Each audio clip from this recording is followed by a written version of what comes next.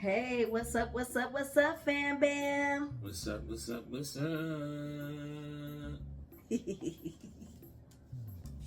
So today, guys, we're going to talk about what it's like losing our vision. How we cope with it. Yes. How we deal with it. And what we do about it. All right? So before we get into it, guys, please make sure to like, comment, subscribe, follow, share, all that good, wonderful stuff. All right? And we would greatly appreciate it. Deeply appreciate it. All right, so let's get into it. Deeply appreciate it. Let's get into it. You want to start? Okay, so for me, I had total 2020 sight up until the age of 12. And look at there, Princess wanted to get in the video. Say hi. Doggy, you didn't lose no sight. Say hi. Looking at me. So, up until our age of 12, like I was saying, I had complete perfect vision at 2020. And I lost my sight due to Steven Johnson syndrome and cornea scarring. Was a result of Steven Johnson syndrome. And this is how I dealt with it. The first time it was kind of depressing. It was a little scary. Because like I said, I felt like I did everything right. I felt like I was right with God. I was young. I didn't understand why it happened to me. So I had a lot of anger and a lot of frustration. Until I learned to deal with it, and I started trying to see it in a different perspective. And it probably took me a year or two, pretty much, you know what I'm saying, till I went back to school and started engaging in regular life, and I seen that life wasn't, so much over. But it took me a little while to get used to it. It probably took me, real talk, it took me to get into my first sighted girlfriend after I lost my sight. To really feel like, okay, life can be better. But in the end, you know what I'm saying, you can cope with it in different ways. Just talk to people about it. Don't just bottle it up. And that's what I did. I bottled it up until I didn't have nothing else to do with it. And it left me a little depressed. It left me down. But I learned to cope with it over the years. And then I learned to view it in the perspective that God made me blind in order to help me save my other family members' life. Because me and my brother and my cousin, when we was young, it was like a little gang. So, and I was kind of like the mastermind of the whole thing. So it's no telling what we would have got into if I would have been able to completely see throughout the time when we was in middle school, the end of middle school, beginning of high school. You know what I'm saying? I can imagine we would have been in a way worse predicament as far as life. One of us would probably get dead or in jail, because that's just the lifestyle or the path we were on before I lost my sight. And they feel like that saved them as well. And so now I look at it like, okay, it happened to me for this reason. I didn't know it when I was younger, but the older I got, the more I saw that reason and understood it. So I guess I learned to cope with it up to that point. And I went through high school. I made a lot of friends. I didn't feel like I was missing out on nothing outside of being able to drive.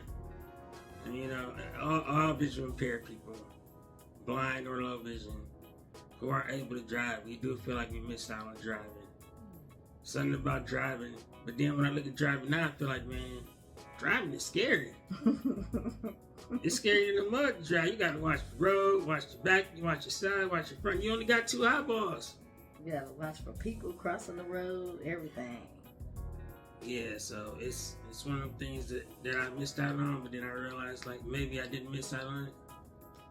But how did you deal with it?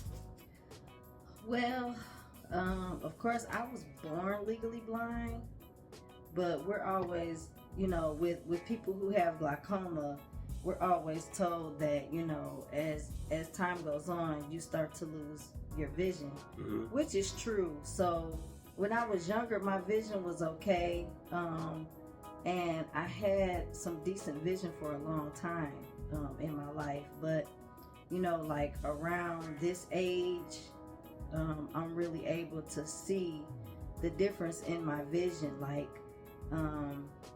my left eye used to be my good eye. That was my dominant eye. I could see, as good as I could out of it. I was able to read out of it, and I was able to focus out of it and everything. But over like the past about year and a half or so,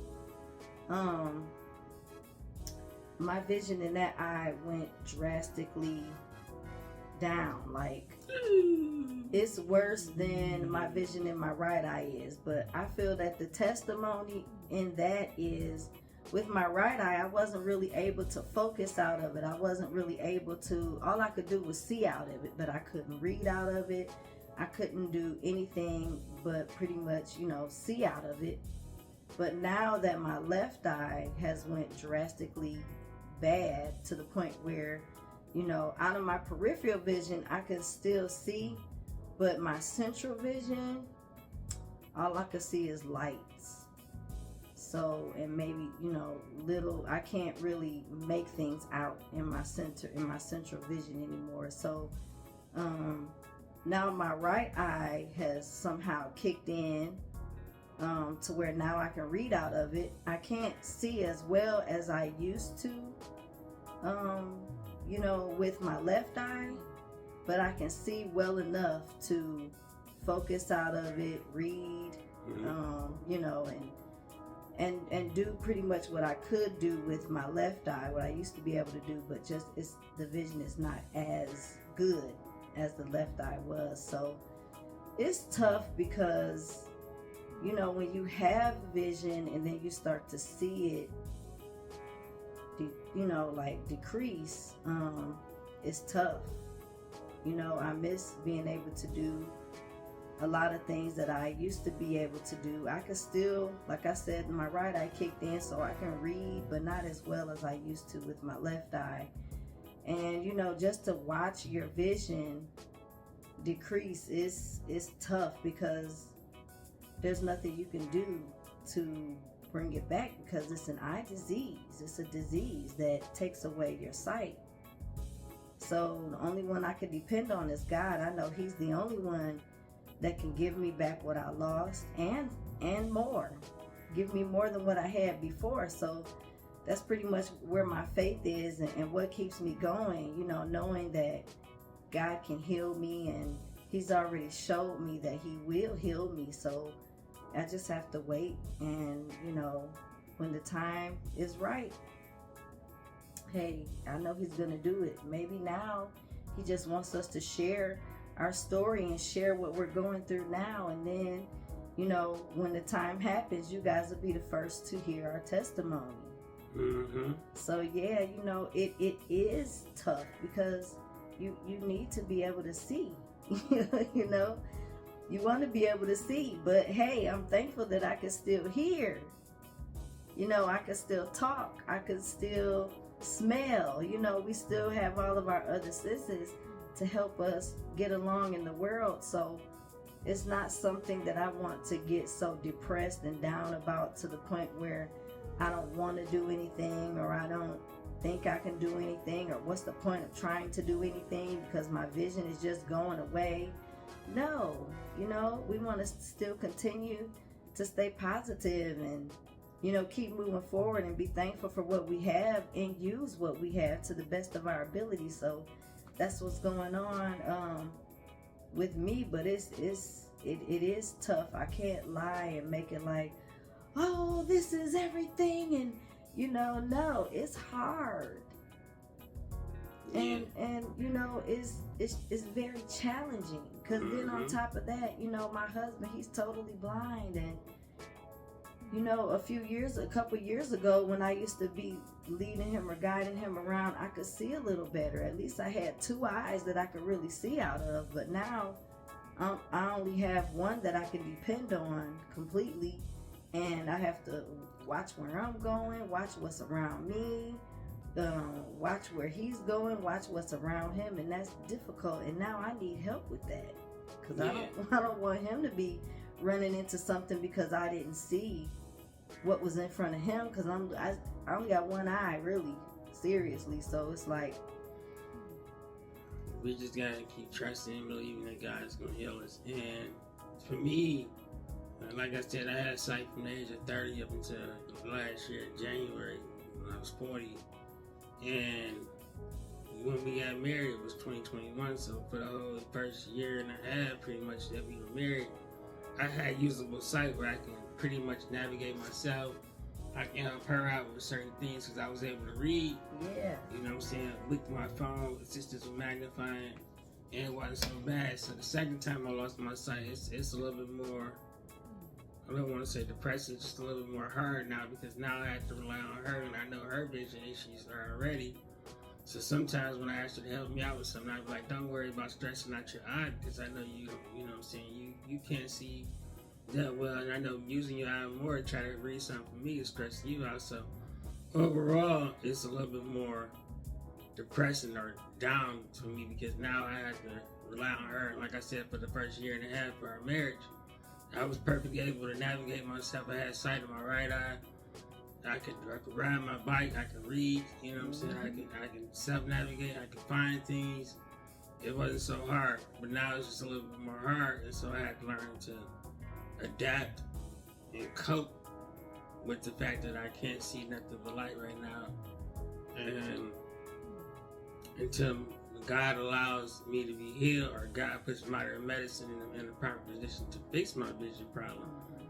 Because, you know, God can do that as well. Because when I first lost my sight, they was telling me that there was nothing that can be done for me, until 18 years later, it was boom, here's this new procedure that you're eligible for. And that was something that God gave man the ability to do. Man didn't make it himself. Everything man makes, God puts into their brain or into their heart. You know what I'm saying? That's right. It's designed by God. So don't think like, oh, man can do it. Man ain't doing it by themselves. So until God either gives me that miraculous healing, or either puts the ideal into the man's mind to fix my vision, then I'm dealing with it the best I can, and I'm learning to adapt and learning to use my orientation mobility skills a little bit more, so I can try to be a little more dependent. Even now, when she loses stuff, you know, she tries to look for it herself, but I still get up and I do what blind people do. We go and feel around. You know what I'm saying? Yeah. A couple weeks back, a friend of ours was over here, and she got ready to leave, and she somehow set her laptop down somewhere without knowing where she said that. And so now, her and my friend was like, they all looking around. They done went outside. They came back in the house. They looked in the bathroom. They looked under the couches, everywhere for this laptop. And I get involved, and I just go feeling around, and boom. I go in the kitchen, I feel something in the chair. I'm like, is this what she's looking for? And they're like, oh my God, I thought we looked in there. So people, even with sighted people, they look over stuff. So sometimes it's cool to have that person that's going to feel around for stuff. Yeah. Because sometimes, you know what I'm saying, when I drop stuff, I just feel around for it. I try to feel around for it. And feeling around for it can be hard, because you got to fill a large space, and you got to do it slowly. So if it's something that you can bump out the way, you don't want to bump it, and you're like, oh man, I had it, but now I don't know where it went to. And that's happened to me several times. And I feel around if it's something real small, but if it's something that I think I'm supposed to be able to see, is big enough for me to see, then I'll just look for it. And then sometimes he'll help me, and then he's feeling around for it and he finds it. And I'm like, dang, how you find it and I didn't see it? Yeah, so we do still help each other out. And you know, just because Trey is blind, he doesn't use that as an excuse on why he can't do stuff, or why he can't help me, or why he can't do things for himself. So I mean, that's good. It works out. We have our moments where we wish we had a sighted person around to help us find some stuff. But hey, if we can't find it, then when somebody come around, we'll just say, hey, we've been looking for this. Can you see if you can find it? And so, even with sight, you lose stuff, because there was the time during the time where I could see. Sorry, y'all. I lost my keys, and Come to find out, it was right under my nose the whole time. But that's just the way you life lose happens. stuff right in front of you sometimes, and you be feeling dumb. Like, how did I not see that? That happens to me a lot. That happens to me a lot. So, but yeah, it's a struggle. It's an adventure. It's a part of life.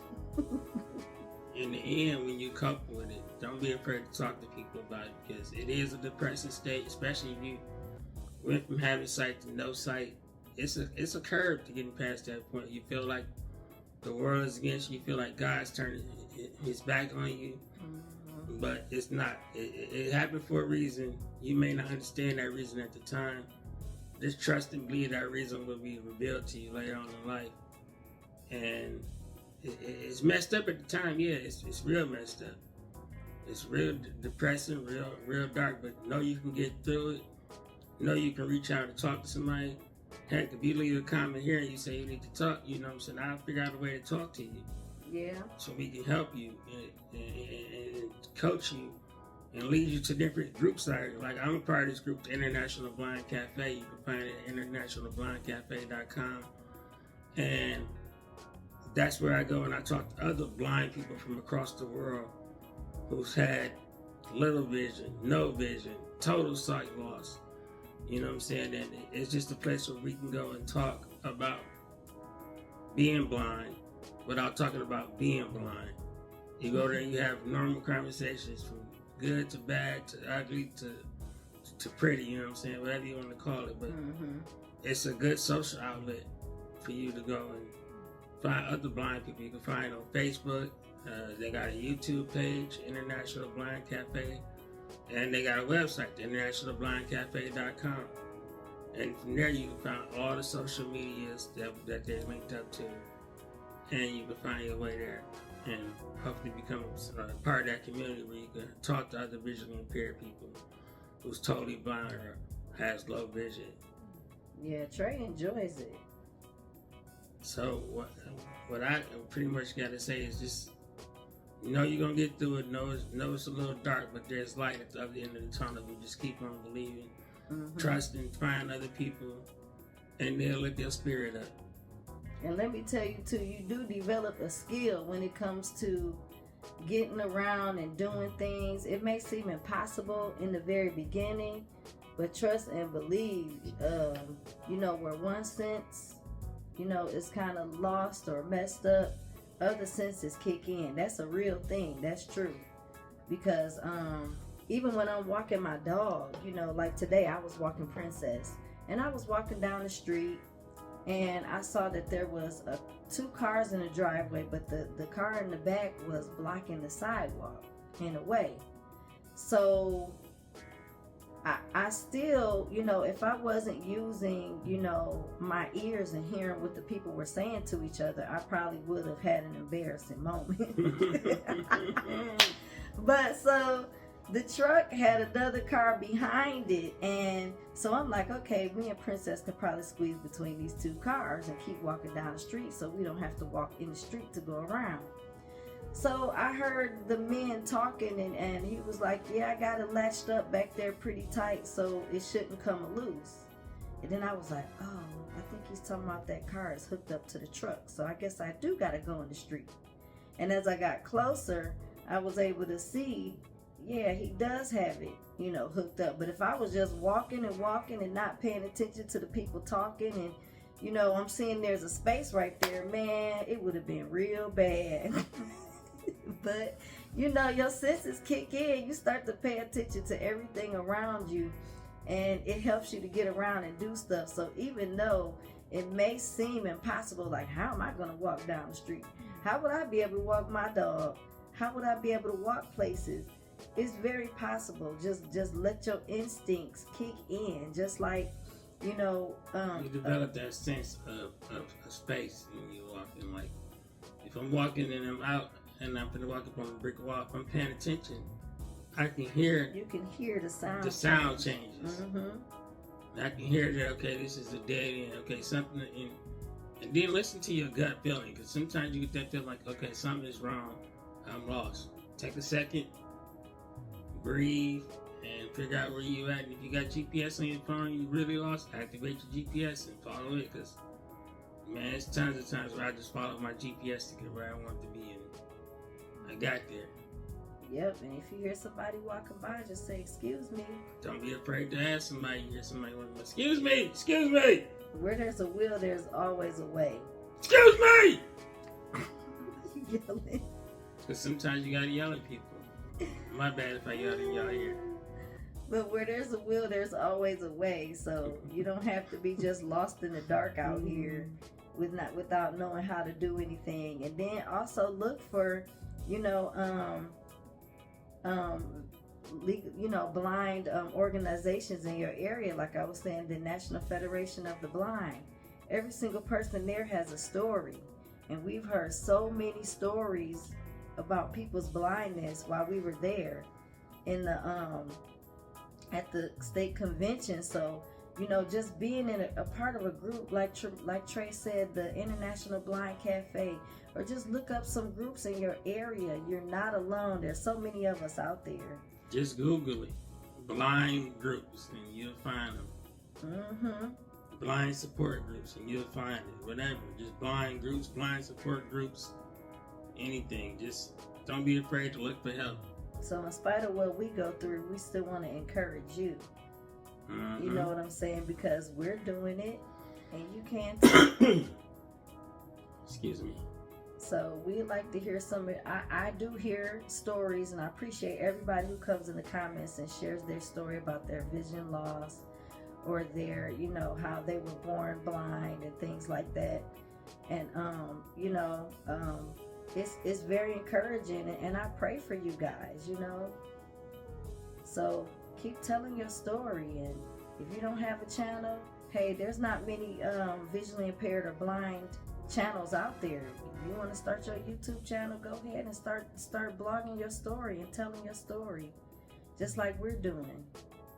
There's a lot of people out there that need to hear what you have to say and hear what you went through, and they need the encouragement that you have to give and your testimonies and all that. So yeah, this is why we do what we do. Mm-hmm. So we hope that this was some encouragement to you. I hope that you understand kind of what we go through and what we're going through. Like I'm going through right now, still trying to cope with, how my vision is really going down in that eye. But hey, I'm just trusting and believing, and I'm gonna keep doing whatever I can for as long as I have my vision, or until God heals me. I said he hears me all the time. But until it's time for that healing to take place, I'm going to be here and keep doing what I do. All right, so just remember to reach out for people. Don't be afraid to search for groups. And if you ask for help, help will come. And just believe that there's light on the other side of the tunnel. And as always, hit that subscribe button if you ain't hit it by now. Yep. The follow button. Hit Share that notification bell too. Make sure you turn on the notifications and you'll know when we post new content. And as usual, that's a wrap. You know what I'm saying? So thank you guys so much for watching. And we'll see you in the comments and see you in the next video. All right. Peace. All right. Love you. Bye. Bye.